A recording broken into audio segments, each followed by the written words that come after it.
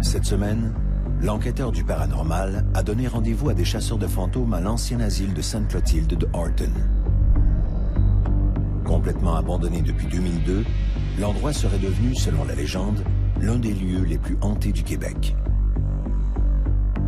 Mais quand il est question de perception de fantômes, serait-il possible que notre cerveau nous joue des tours?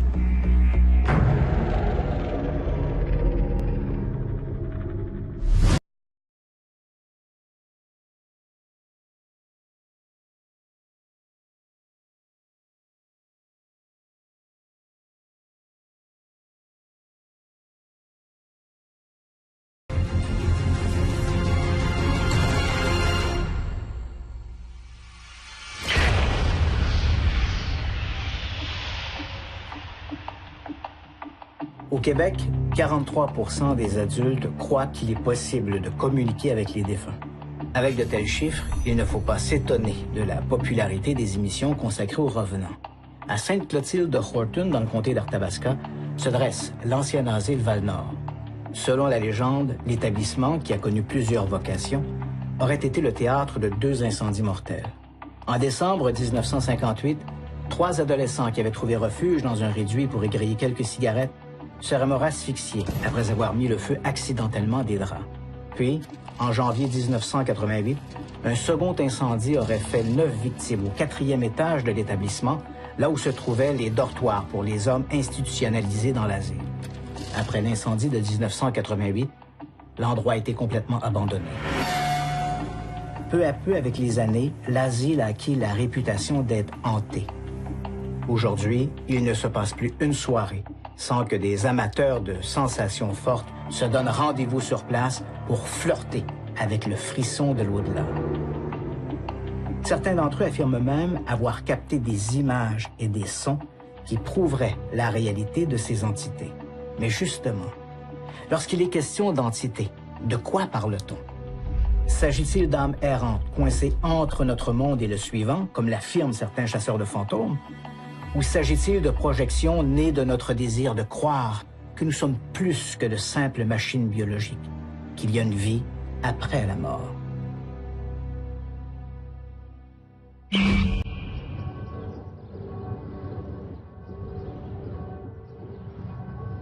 Je viens d'arriver à Sainte-Clotilde de Horton, au centre du Québec, dans le comté d'Arthabasca.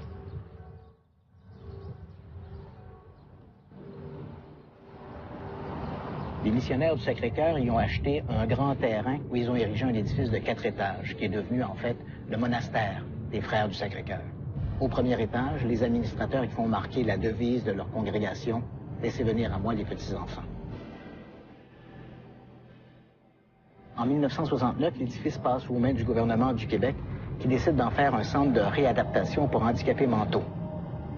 Après l'incendie et l'enquête du coroner, de nouveaux investisseurs ont voulu lui donner une nouvelle vocation, mais peu à peu, l'endroit a été déserté.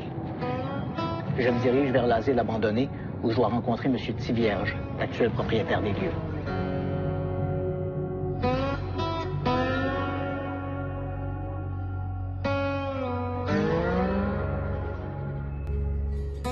Monsieur Thivierge, vous êtes propriétaire de l'asile abandonné de Sainte-Clotilde depuis combien d'années? L'achat s'est fait vers la fin de l'été de 2009. Disons que je n'étais pas au courant de l'envergure et de l'engouement que les gens pouvaient avoir pour l'endroit. Moi, c'était plus pour la rivière, un grand terrain, un endroit pour faire l'élevage. C'était ça, nous autres, notre but principal. Et puis, lorsque vous avez vu arriver les premiers chasseurs de fantômes, comment avez-vous réagi? Moi, je n'ai pas réagi autant que ma conjointe. C'est quelqu'un qui passait dans la rue, puis il voulait voir l'asile. Ma conjointe a dit, c'est un bâtiment qui est vide, continuez votre chemin, il n'y a rien à voir. Il dit, oui, il va voir Asile Sainte-Clotilde sur Internet. C'est que durant la soirée, elle tape, elle va voir, puis là, elle me regardait. Puis plus qu'elle regardait, plus qu'elle me regardait effrayée, puis à un moment donné, elle me dit, on déménage. Je dis, voyons. J'ai dit, on vient d'acheter, on n'est pas pour déménager. C'est que là, j'ai été voir les pages et les pages, puis là, on a commencé à réaliser l'ampleur du phénomène paranormal par rapport à l'endroit. Est-ce que vous vous êtes documenté sur les événements historiques qui sont associés au lieu? Oui. Bien, moi, c'est arrivé qu'à un moment donné, j'avais un gros pick-up qui était ici sur le terrain, puis j'étais voir l'individu qui était là. Puis lui m'a dit que c'était un pompier d'une municipalité d'à côté, puis il était déjà venu ici sortir des jeunes dans les années 88 lorsqu'il y a eu un feu. Okay. Ce coup, j'ai eu confirmation qu'il y a eu, je crois, c'est 9 décès au complet là, dans ces années-là. Okay. Lui avait sorti 7 des victimes là, de ce malheureux incident-là. Ou vous, avez-vous déjà été témoin de quelque chose de paranormal à l'intérieur de l'édifice? Moi, je me trouve avec le propriétaire de l'endroit, donc si je vais voir les fantômes à l'intérieur pour lui collecter le loyer, ils m'ont jamais payé, donc eux autres se sauvent toutes par la porte d'en arrière. J'ai jamais rencontré personne. Puis moi, je pourrais expliquer ça un petit peu comme un fil électrique, il n'y a pas de courant dedans. On y touche, il se passe rien. Mais une fois qu'il y a du courant, on y touche, on sait qu'il y a quelque chose là. Donc, ici, sur le terrain, il y a un courant qui passe. Monsieur Tivierge, merci de nous accueillir à l'asile de Sainte-Clotilde. Je vais aller rencontrer maintenant des chasseurs de fantômes.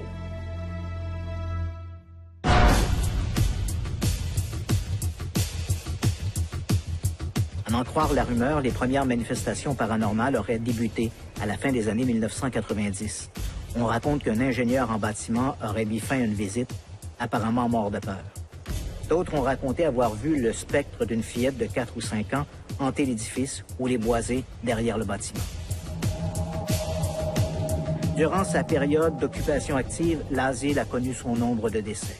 Outre les 9 personnes décédées dans l'incendie de 1988, on raconte que certains patients se seraient suicidés. D'autres se seraient jetés du haut du bâtiment. On parle même d'1 ou 2 patients qui auraient été défenestrés. Pour en savoir davantage sur ces rumeurs, j'ai décidé de contacter un groupe de chasseurs de fantômes, le groupe d'enquêteurs sur les phénomènes paranormaux inexpliqués, l'EPI.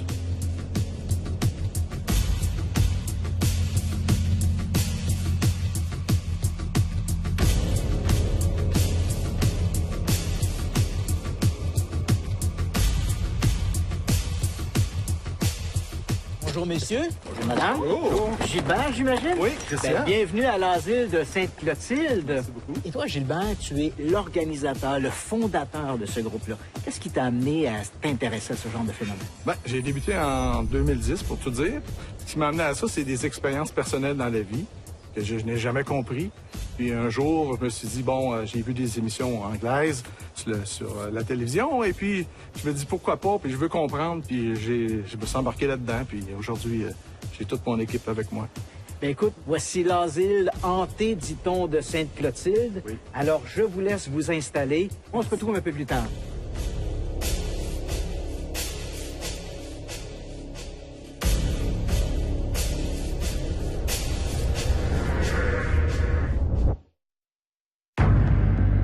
Une fois la nuit tombée, les chasseurs de fantômes ont fini d'installer leur équipement. Christian en profite pour engager la conversation et leur parler de leurs expériences antérieures en matière de spectres et de revenants. Tu disais en entrée de jeu que tu t'intéressais en fait aux phénomènes paranormaux parce que tu avais toi-même vécu des phénomènes insolites qui t'ont amené à s'intéresser à ça. Oui, exactement. Et est-ce que tu peux me raconter un peu qu'est-ce que tu as vécu comme phénomène? J'ai habité dans un logement qui était hanté. On se faisait toucher, des choses qui disparaissaient, on voyait des entités apparaître, disparaître. Mais quand tu me parles d'entité, qu'est-ce que tu définis comme étant une entité?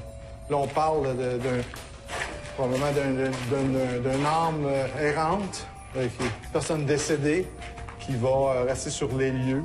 C'est très gentil, hein, ce soir? Je vais m'approcher, je dépose une petite balle sur le plancher. Une petite balle, elle est ici, elle est verte. C'est une petite balle pour toi.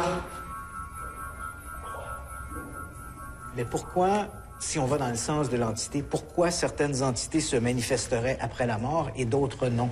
Ce que la plupart des gens croient, c'est que des gens qui n'auraient pas terminé certaines choses vécues sur Terre et qui ont une mission à terminer. Est-ce que tu es toujours là? C'est oui, allume les lumières. Mais toi, Gilbert, quand tu abordes cette question-là des entités, ou en tout cas la documentation de l'entité, Oui. tu te réfères à quoi? Quelque part, il doit y avoir des études, des recherches, de la documentation. Moi, je me suis un peu renseigné là-dessus, autant sur l'Internet que par justement la lecture que j'ai pu avoir de ces gens-là. Puis il y a des gens qui ont mené ça assez sérieusement pour en venir à des conclusions comme ça. Si on allait visiter les autres étages... Bien sûr. On arrive finalement au dernier étage. C'est ici qu'en 1988 a eu lieu l'incendie qui a coûté la vie à 9 personnes. Oui, effectivement, oui. Qu'est-ce que tu sais exactement de cet événement-là? Bien, moi, ce que j'ai lu, c'est que l'incendie aurait été provoqué par des jeunes qui auraient fumé dans leur chambre. C'était des dortoirs ici à l'époque. Puis il y avait aussi les douches, les bains, ce qui donnait ça aux handicapés. OK. Donc, les personnes, ici, c'était les dortoirs. Oui. Les gens ont été coincés ici lors de l'incendie de 1988. Et si on se réfère au document, en fait, le rapport du médecin légiste, apparemment, les infirmiers ou les gens qui étaient en poste ont été incapables de pénétrer à l'intérieur de la pièce, ce qui fait que la plupart des gens sont décédés par asphyxie. Oui. OK, on change de pièce.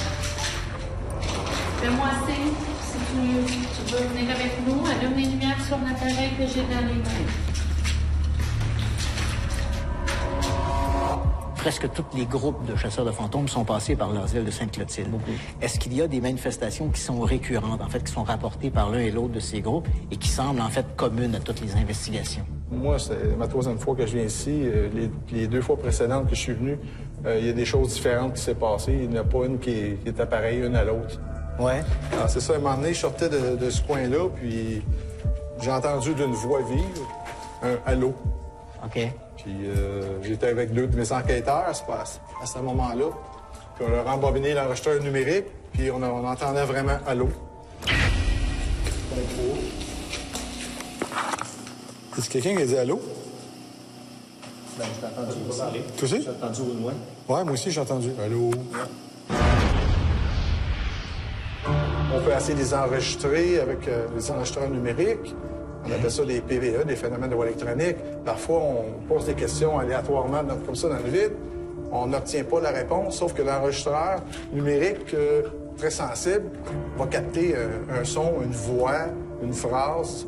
Est-ce que tu es ici dans la pièce? Si tu nous entends, moi puis Pierre-Luc, allume les lumières, s'il te plaît. Tu nous entends? OK. Tu nous entends? T'allumes les lumières, on arrive à communiquer avec toi comme ça. Oui. Et voilà, merci.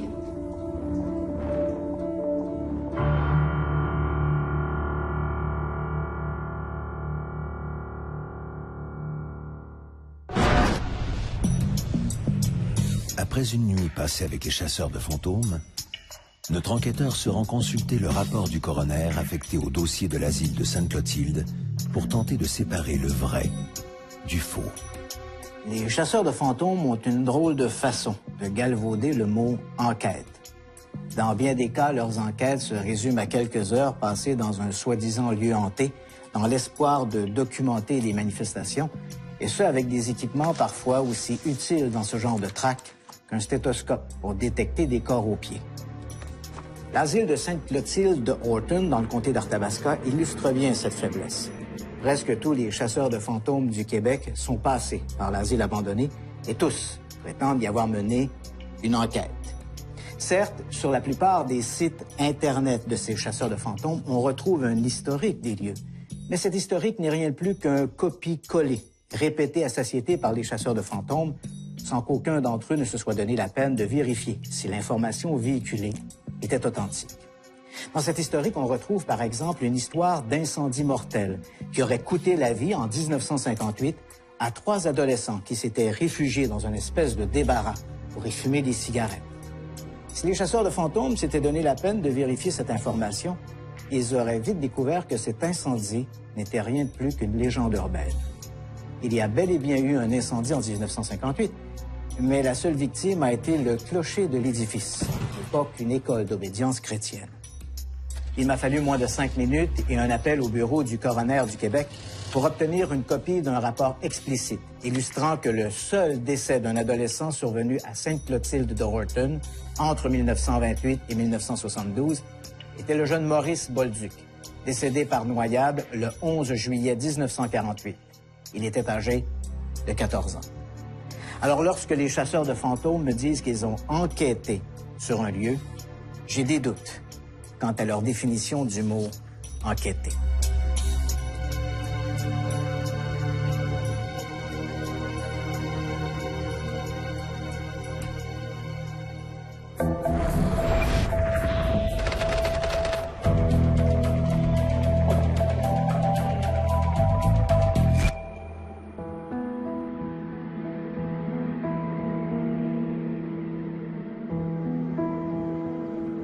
La Penhurst State School and Hospital s'appelait à l'origine l'Eastern Pennsylvania State Institution for the Feeble Mind and Epileptic, l'institution de l'Est de la Pennsylvanie pour les faibles d'esprit et les épileptiques. L'établissement, qui regroupe aujourd'hui une vingtaine de bâtiments vétustes et délabrés sur un terrain de 120 acres, se situe à East Vincent, à 1 heure de route au nord-ouest de Philadelphie. L'asile de Penhurst, comme on l'appelle vulgairement, a ouvert ses portes le 23 novembre 1908.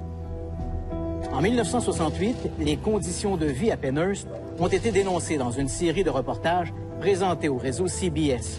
On y dénonçait des expériences dignes du Dr Frankenstein et des conditions de détention tout à fait épouvantables, sans oublier les maltraitances quotidiennes.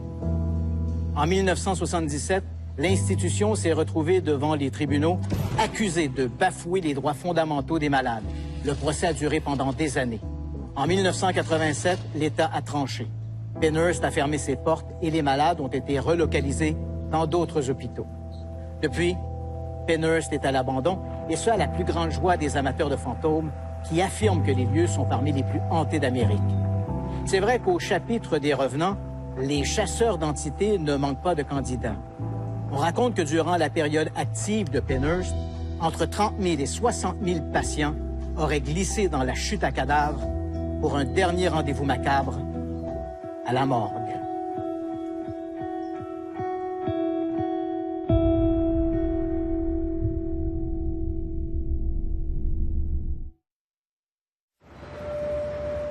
Après avoir vu les chasseurs de fantômes en action et consulté le rapport du coroner pour connaître la vérité, Christian va rencontrer le professeur Dave Saint-Amour, neuropsychologue et enseignant en psychologie à l'UQAM.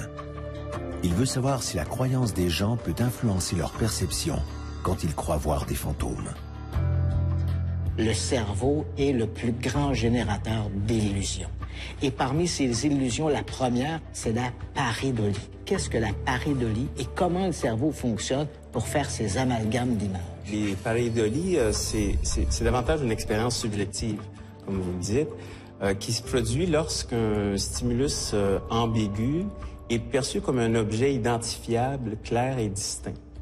Donc, c'est une sorte d'illusion qui est créée par le cerveau parce que ça ne correspond pas à la réalité.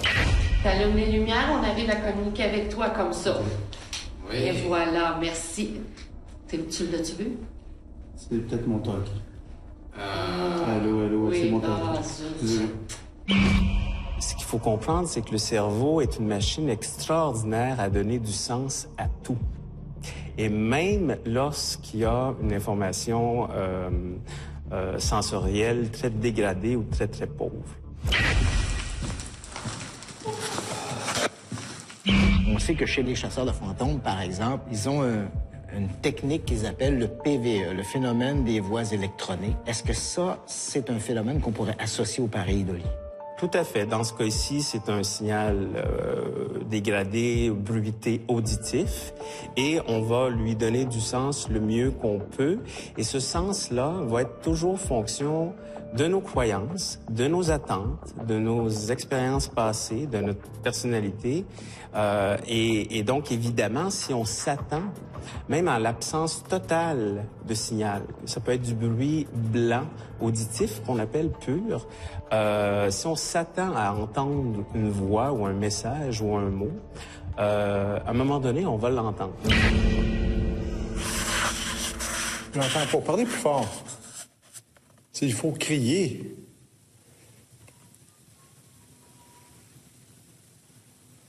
Est-ce que c'est vous qui avez sifflé?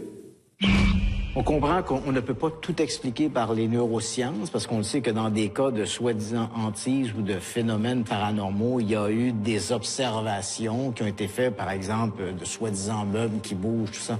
Mais c'est vrai que 80% ou 90% de ces phénomènes-là sont des phénomènes de perception. Oui. Parce que lorsque l'on fait une chasse aux fantômes, on est dans l'obscurité, il y a une attente, il y a un certain stress qui est créé auprès de l'enquêteur du groupe en question. Tout à fait. C'est exactement ça. C'est les conditions gagnantes pour que le cerveau interprète mal la réalité.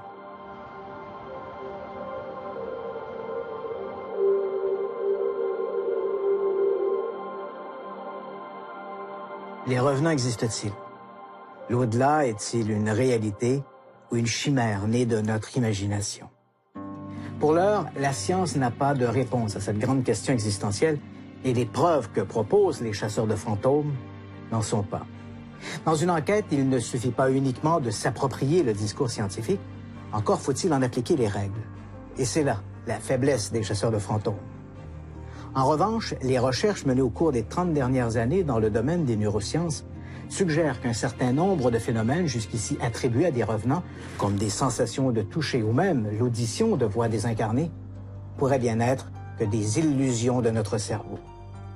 Mais bien sûr, lorsque vient le moment de choisir entre des aberrations de l'en-dedans et des manifestations de l'au-delà, les fantômes ont la cote populaire.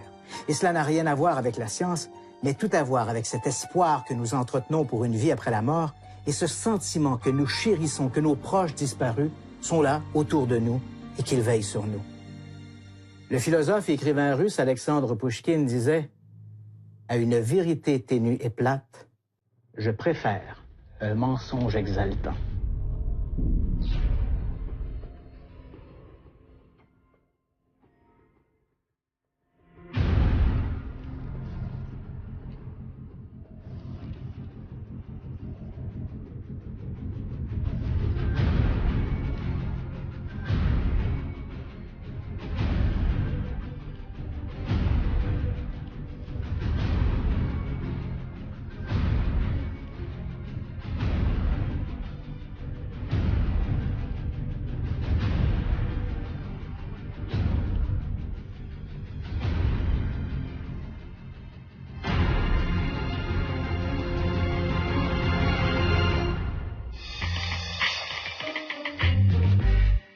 C'est arrivé qu'à un moment donné, j'avais un gros pick-up qui était ici sur le terrain. Puis j'étais voir l'individu qui était là.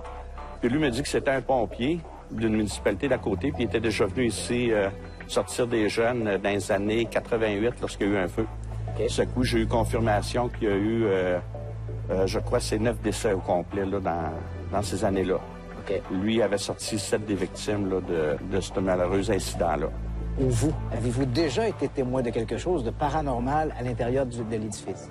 Moi, je me trouvais avec le propriétaire de l'endroit, donc si je vais voir les fantômes à l'intérieur pour collecter le loyer, ils m'ont jamais payé, donc eux autres se sauvent tous par la porte d'en arrière. J'ai jamais rencontré personne.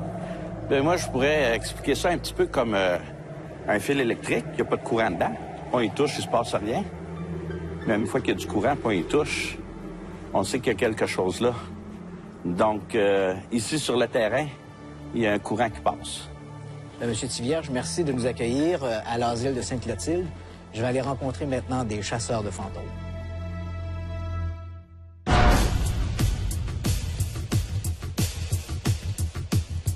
À en croire la rumeur, les premières manifestations paranormales auraient débuté à la fin des années 1990.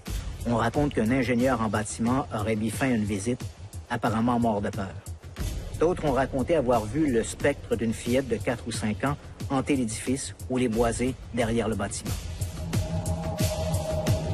Durant sa période d'occupation active, l'asile a connu son nombre de décès. Outre les 9 personnes décédées dans l'incendie de 1988, on raconte que certains patients se seraient suicidés. D'autres se seraient jetés du haut du bâtiment. On parle même d'1 ou 2 patients qui auraient été défenestrés. Pour en savoir davantage sur ces rumeurs, j'ai décidé de contacter un groupe de chasseurs de fantômes, le groupe d'enquêteurs sur les phénomènes paranormaux inexpliqués, l'EPI.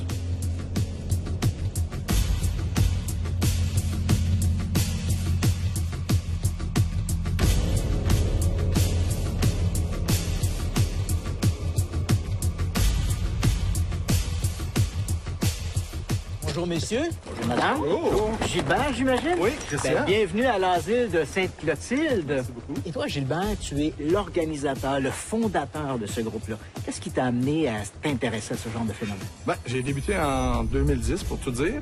Ce qui m'a amené à ça, c'est des expériences personnelles dans la vie que je n'ai jamais compris.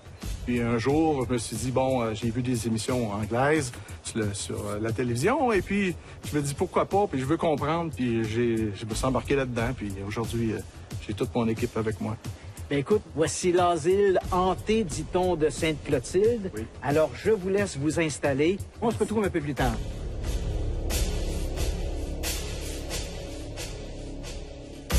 l'initiateur de ce groupe-là. Qu'est-ce qui t'a amené à t'intéresser à ce genre de phénomène? Ben, j'ai débuté en 2010, pour tout dire. Ce qui m'a amené à ça, c'est des expériences personnelles dans la vie que je n'ai jamais compris. Puis un jour, je me suis dit, bon, j'ai vu des émissions anglaises sur la télévision, et puis je me dis, pourquoi pas, puis je veux comprendre, puis je me suis embarqué là-dedans, puis aujourd'hui, j'ai toute mon équipe avec moi. Bien, écoute, voici l'asile hanté, dit-on, de Sainte-Clotilde. Oui. Alors, je vous laisse vous installer. On se retrouve un peu plus tard.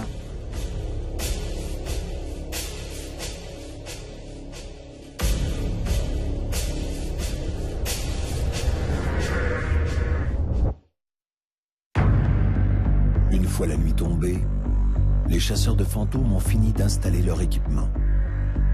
Christian en profite pour engager la conversation et leur parler de leurs expériences antérieures en matière de spectres et de revenants.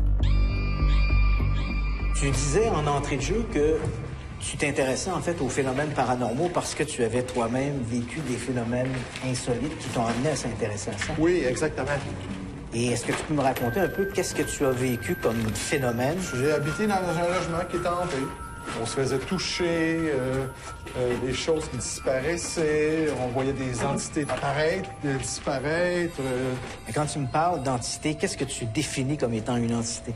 Là, on parle probablement d'une âme errante, une personne décédée qui va rester sur les lieux. C'est très jasant, hein, ce soir? Je vais m'approcher, je dépose une petite balle sur le plancher. Une petite balle, elle est ici, elle est verte. C'est une petite balle pour toi. Mais pourquoi, si on va dans le sens de l'entité, pourquoi certaines entités se manifesteraient après la mort et d'autres non? Ce que la plupart des gens croient, c'est que des gens qui n'auraient pas terminé certaines choses vécues sur Terre et qui ont une mission à terminer. Est-ce que tu es toujours là? C'est oui, allume les lumières. Mais toi, Gilbert, quand tu abordes cette question-là des entités, ou en tout cas la documentation de l'entité, tu te réfères à quoi?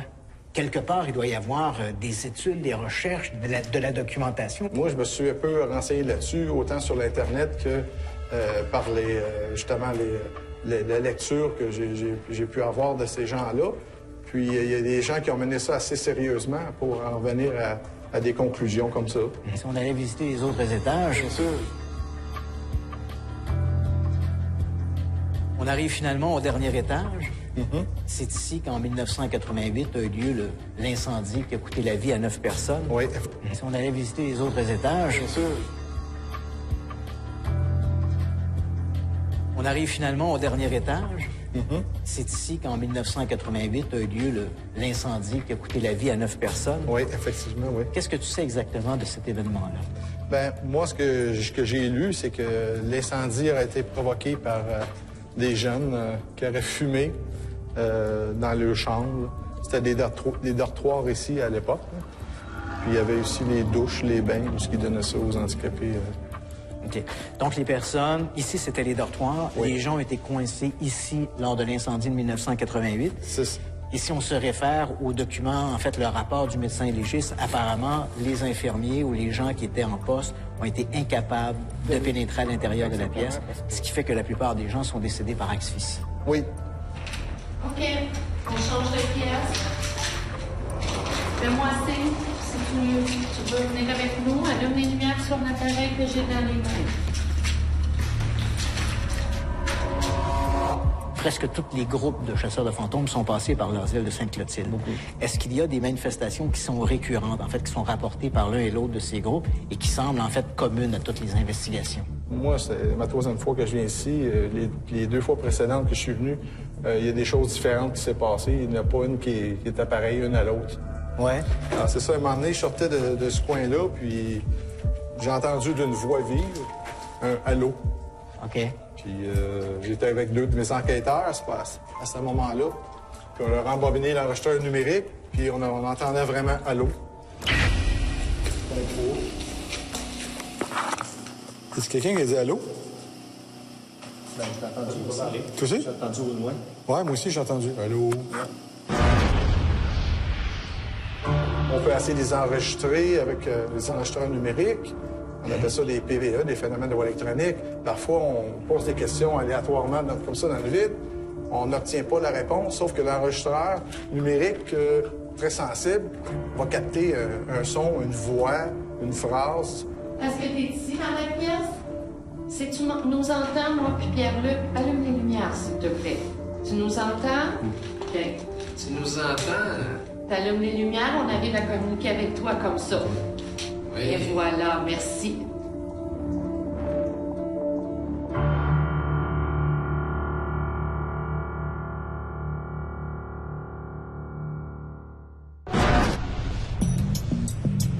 Après une nuit passée avec les chasseurs de fantômes, notre enquêteur se rend consulter le rapport du coroner affecté au dossier de l'asile de Sainte-Clotilde pour tenter de séparer le vrai du faux. Les chasseurs de fantômes ont une drôle de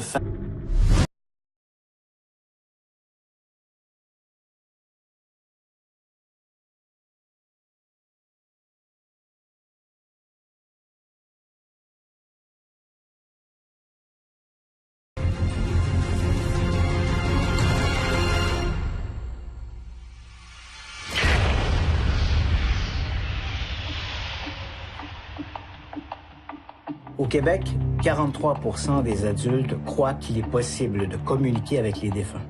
Avec de tels chiffres, il ne faut pas s'étonner de la popularité des émissions consacrées aux revenants. À Sainte-Clotilde de Horton, dans le comté d'Arthabasca, se dresse l'ancien asile Val-Nord. Selon la légende, l'établissement, qui a connu plusieurs vocations, aurait été le théâtre de 2 incendies mortels. En décembre 1958, 3 adolescents qui avaient trouvé refuge dans un réduit pour y griller quelques cigarettes seraient morts asphyxiés après avoir mis le feu accidentellement des draps.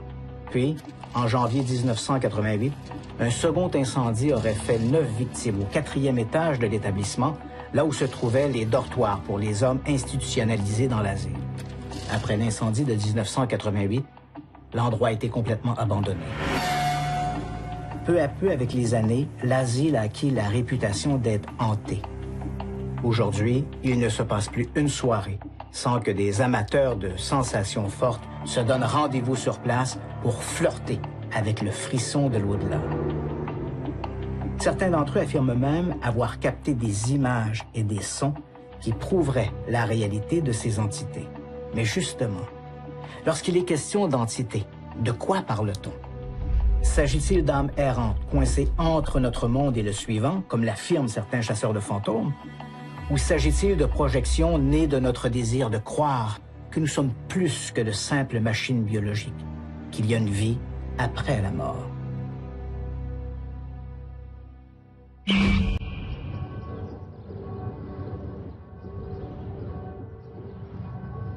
Je viens d'arriver à Sainte-Clotilde de Horton, au centre du Québec, dans le comté d'Arthabasca.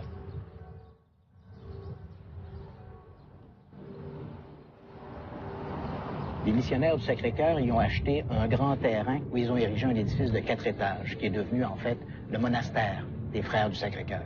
Au premier étage, les administrateurs y font marquer la devise de leur congrégation « Laissez venir à moi les petits-enfants ». En 1969, l'édifice passe aux mains du gouvernement du Québec, qui décide d'en faire un centre de réadaptation pour handicapés mentaux. Après l'incendie et l'enquête du coroner, de nouveaux investisseurs ont voulu lui donner une nouvelle vocation, mais peu à peu, l'endroit a été déserté. Je me dirige vers l'asile abandonné où je dois rencontrer M. Thivierge, l'actuel propriétaire. Les conditions de vie à Penhurst ont été dénoncées dans une série de reportages présentés au réseau CBS. On y dénonçait des expériences dignes du Dr Frankenstein et des conditions de détention tout à fait épouvantables, sans oublier les maltraitances quotidiennes.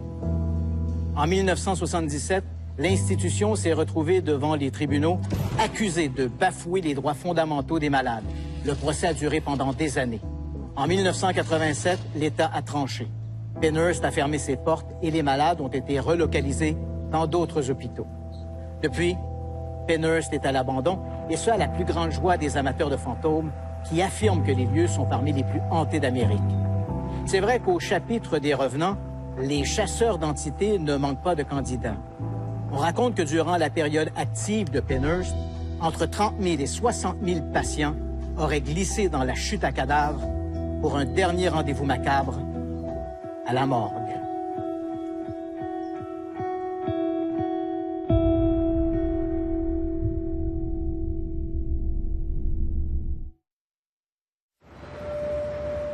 Après avoir vu les chasseurs de fantômes en action et consulté le rapport du coroner pour connaître la vérité, Christian va rencontrer le professeur Dave Saint-Amour, neuropsychologue et enseignant en psychologie à l'UQAM.